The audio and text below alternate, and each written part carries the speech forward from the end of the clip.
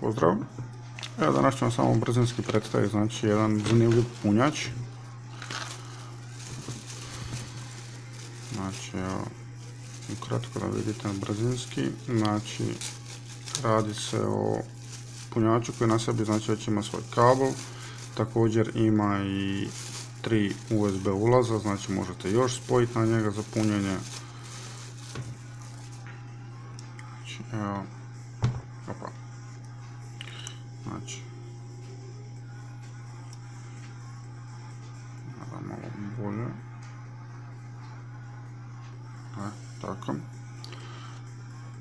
znači 3 USB charger, pa evo, neću ništa duljiti više, znači samo ćemo ga isprobati, staviti struju, probati uključiti ovu bateriju da idemo dalje puni.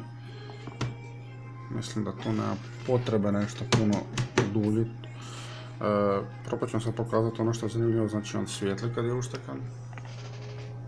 Znači, nadam se da vidite to plavo svjetlo.